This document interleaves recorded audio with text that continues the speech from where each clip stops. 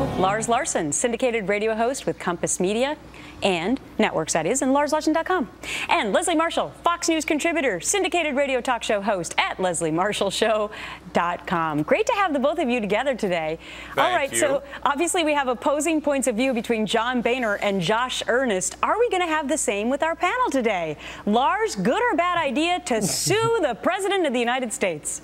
It's about damn time that the lawsuit was filed. This president has been going outside the law and outside the Constitution. And here's Josh Earnest saying, I didn't know this was available. Maybe Josh should read the Constitution. You can bring a lawsuit when you think somebody is not following the law. And as for it being taxpayer funded, the taxpayers are frustrated that this president keeps passing laws with a stroke of a pen. That's the thing of petty tyrants and third world dictators. It is not a privilege that Barack Hussein Obama is entitled to. Oh, ouch. Okay, but I want to call your attention to this. Look at executive orders issued by past presidents.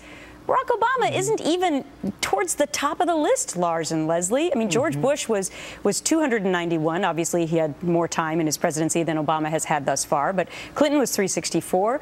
George Bush, the first one, 166. Ronald Reagan, 381. And so far, President Obama, Leslie, is at 182. And you say what?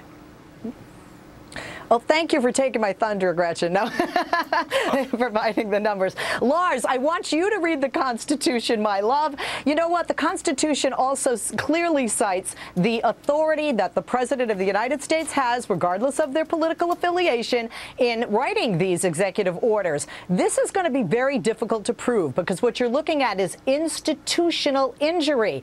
Is it institutionally injuring to the Congress of the United States of America as a collective body? Well, this is a waste of taxpayer time and money. But this is nothing but John Boehner trying to show he's big and he wants to remain Speaker of the House. This is politics as usual. It may be some politics, but I'm going to lob one back to Lars now, okay? Because we're playing ping pong today. God bless you. God bless you, Leslie, for making my point. Yeah, well, I'm going to lob one back to you, Lars, because could it be that one of the reasons that the Speaker of the House, John Boehner, is doing this is because the House continues to pass a bunch of bills and the Senate doesn't do anything with those bills. And therefore, he's suing the president because the president then takes out his pen and paper and does what he wants.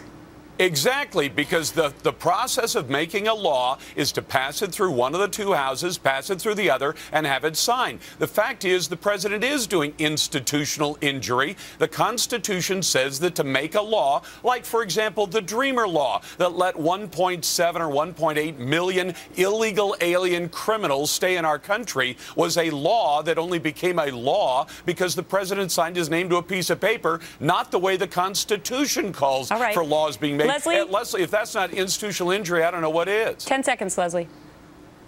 Oh, God. First of all, you carry a kid on your back or in your arms, and they're a criminal for the acts of their parents. And secondly, Lars, what you didn't answer is how come 291 times in the predecessor of this president's administration, you weren't screaming about him overexerting his authority and begging Democrats to sue? Well, what about that, Lars? It's going to be interesting to see how this all plays out. John Boehner making it clear today he is going to sue the president. Lars and Leslie, you're a good team. Thanks much.